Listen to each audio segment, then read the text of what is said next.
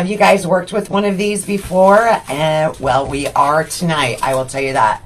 We're going to use our 10 Merry Christmas sign, our evergreen wreath base. We've got some accessories, and who knows what's going to happen with all of this. Come on in and say hi. If this is your first time here, welcome. I am Stephanie with Festive Creations by Stephanie, where we inspire and mentor others as well as design beautiful things for your home. And we now provide the supplies to make those things. So come on in, say hey. So this is one of those evergreen wreath bases that you can get at Michael's, Walmart, Hobby Lobby, you name it. It is just the PVC base, right? And when you get them, they always look like a Charlie Brown Christmas tree. I don't know how else to explain it. So the first thing that I do is I go through and I fluff it all out. I get it all expanded. I give it a little bit of life. And there's the little plastic thing where the tag was on it at some point. And fluff it up. And one thing that's really important is to get this all going the same direction. Hey, Vic. So it just take a few minutes to do that. And more so because you want all of your twigs going in the same direction. That's really critical. But the more you fluff it out, the more it expands. And of course, we like to have big things sometimes. But we're going to actually integrate some mesh with it today. So I picked out some Snowdrift mesh. It is white. Okay, so we're going to actually integrate some of this Snowdrift mesh. And I don't know if you're familiar with the Snowdrift or not, but the Snowdrift is where it has that solid line of the Snowdrift in it, where the Snowball mesh is like, it's thin and then clump, thin, clump. It's a different style. And I like both, but I prefer the Snowdrift better than anything. So the nice thing about the evergreen base is you don't have twist ties to go by. So there is no magic number, right? So you can add as much or as little mesh as you want. So I'm going to cut some strips. And I'm probably going to cut about 10 of them to start out. And we'll see where that takes us, because I have a little method. 8, 9. Let's do one more and see where that gets us. So the less you handle it, the less it'll fray. But one thing that we did not point out is if you do smaller cuts, so if you do a small shortcut, like 6 inches, and then try to fill in all the spaces with these small pieces, you're going to have a lot of frayed edges. So if you go with a little bit longer, so these are like 15-inch cuts, and that way I can actually take the ends and curl them in so the cut side is on the inside and kind of curl it up. So I'm kind of hiding that area. I'm just taking the twist ties from the wreath itself and using those to add our mesh to. So I'm just going to go. So my process is I go opposite of each other. So I'll come over here. I'll do another one over here. So I do have a method. Hey.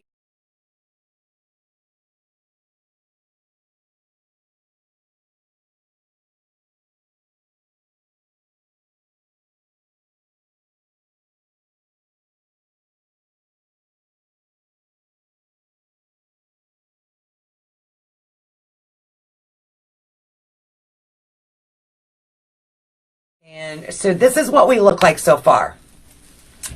This is what we look like so far. So we've still got evergreen showing, and now this is the sign that we're going to use. Awesome, Becky Ann. Oh, Brenda, I love it. I absolutely love it. So we're going to use this sign, and we're going to attach this to our evergreen base. And in this case, I'm actually going to leave that jute roping on there because it will help with the ambiance of our wreath. So I added some wires in the holes that are provided in the sign. So we're going to attach the edges with those wires. We could actually put wire up here as well inside these holes, but I think it'll be okay where it's at. But I want to talk about the ribbon selection. So this one was a no-brainer, right? So this is a red ribbon with a green swirl on it. Let me see if I can show you without the glare. So it's got that green glitter swirl. And so it's going to pull some of that red and the green from our sign. And then this one, same thing. It's got red and green and white, but it had more white to it. So it's going to pull some of that white from our sign. And then it was still a little too dark for me, so I wanted to brighten it up a little more with some red.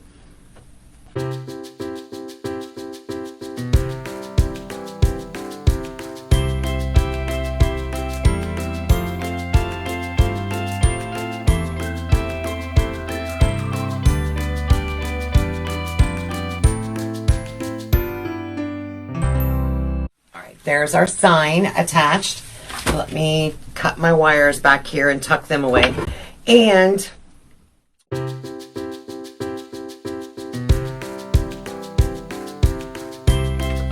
so let's add some ribbon. And for this, we're going to do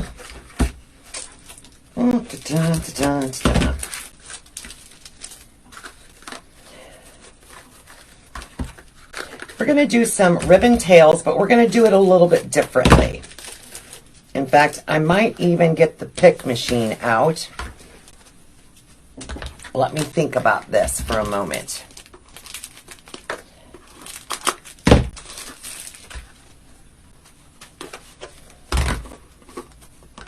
I love these ribbons. Love, love. So because this isn't a real deep, it's not like a poof method where you've got a lot of depth in between and where our mesh is at. I'm going to look at this and see how long I want to cut these. Not quite that long. About right there. So let's measure that out. That's about 10 inches. So hang on. I have a vision.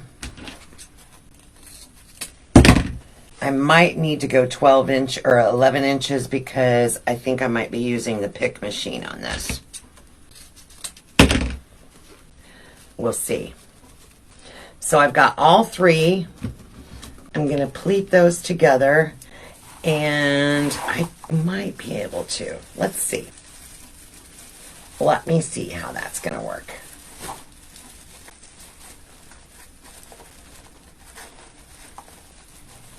Oh, I might like it like this. I think I do.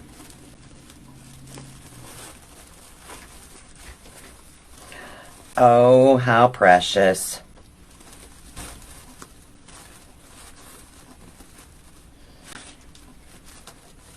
Well, if I can decide where I want to put them. So there are our ribbon tails that we added inside the twist tie of the evergreen. We used the evergreen to add that. So and that was 10 inches. So as I said, it's not a real deep cut, not a real deep divot. So let me pile my ribbon up here so I have better control. And I'm going to do that one on top of that one on top of that one. And I'm going to do that all the way around just the outer edge. Just the outer edge though, because we're going to do something a little bit different on the inside. So again, I'm going to do 10 inches. And I only need 1, 2, 3, 4. 1, 2, 3, 4, 6, maybe 8 of these. Maybe 8.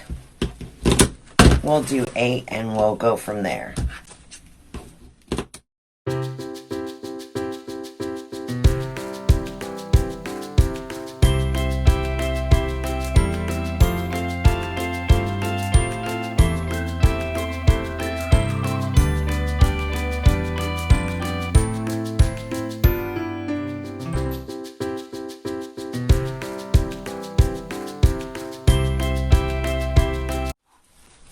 So I like that a little bit better. My sign is a lot more snug in there. It doesn't appear as loose.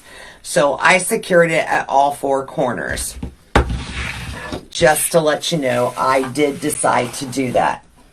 All right, before we do anything else, I'm going to take a couple of these berry picks and I'm going to dissect them. So they've got some different type of evergreen greenery on them.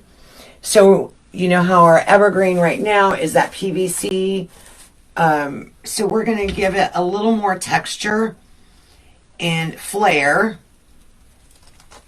And we're going to add some variety to it. And apparently it has some really good wire in it. It's a good brand. It's a Maravik brand. So that doesn't surprise me, but holy cow. I normally don't have to take both hands just to cut one. So I put some glue on here, and I love working with this kind of PVC evergreen base because when you add these, they hold really, really well to that PVC. So I just take my little greenery, dip it in the glue, and start inserting it, but I wiggle it around so that it like touches as much of the greenery as it can. So it has a lot of places that it latches onto. So it's an important piece. Wiggle it around, turn it, let it grab on. And this one actually has several pieces to it, so I only brought 2 in because I knew it wasn't going to take much once we dissected. Another thing when I add additional greenery like this is, again, I'm staying with the flow of the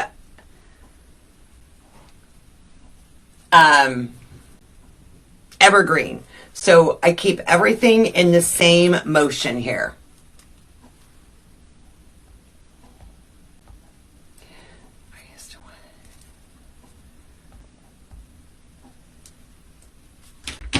Well, thank you, Serena. I appreciate it. I'm trying to catch up on a few lost comments here. Oops. Hang on to my color. Yeah, it doesn't have to be complicated.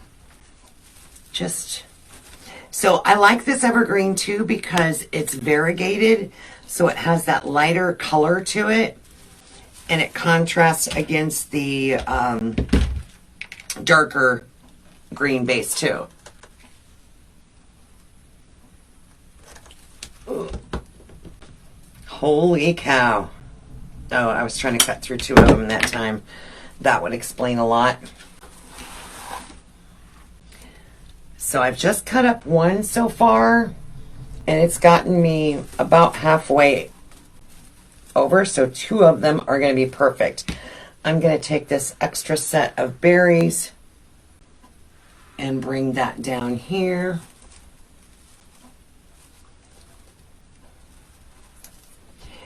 And we'll take our other one and dissect it.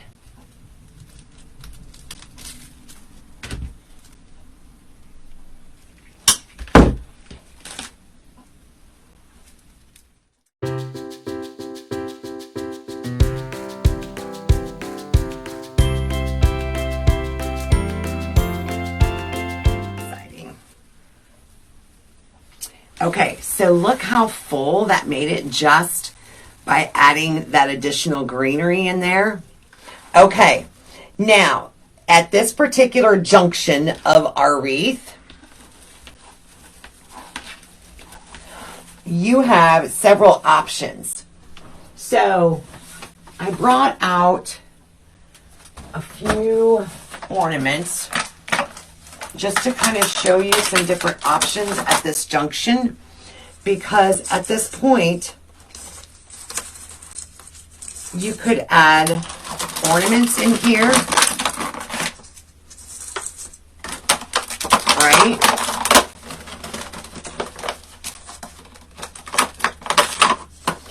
And look at what that kind of does to our wreath just by adding those ornaments in there. Now, I actually chose the dark green on purpose because I felt it would really pop against our other colors. Now, there is red and green.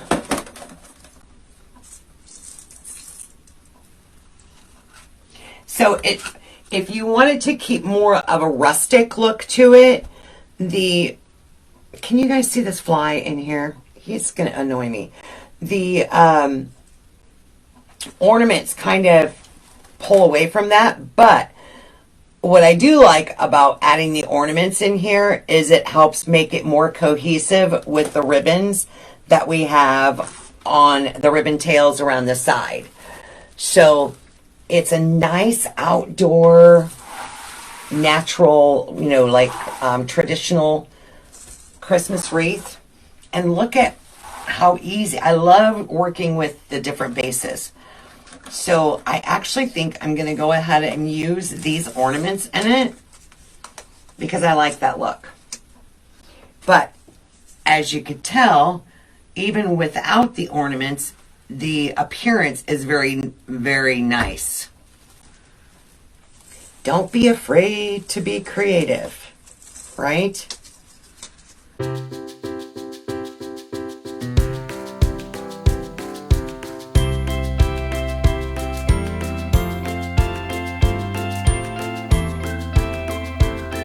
Y'all, look at that.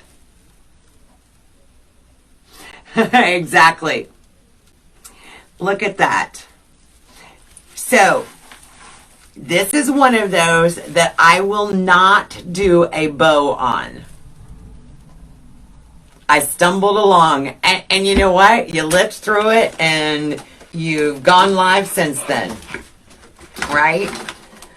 So this is one that I would not do a bow on because that's not my focal point. I want our Merry Christmas to be standing out, and it is one that I would probably hang at a little bit of an angle because it draws your eye to that sign in the center. So I would not hang it like this. I would hang it like this. So that's how it will be displayed. So we just added a little bit of mesh, and that white mesh helps make this pop out a little bit more. We added a little bit of evergreen around it. We added our colored ornaments, and check that out. Hey, Darlene. Get those evergreens out. Don't be afraid to play with them. Don't be afraid to experiment with them. If you've got some glitter picks, you could add the glitter picks. There's so many things that you can do with the evergreen. Key thing, though, is keep everything in the same direction. Just keep the flow in the same direction. You don't want picks going this way and that way and all cattywampus, right? Thanks for hanging out. I'm going to go make me some breakfast for dinner and go get some food before we call it a night. Have a great night, y'all.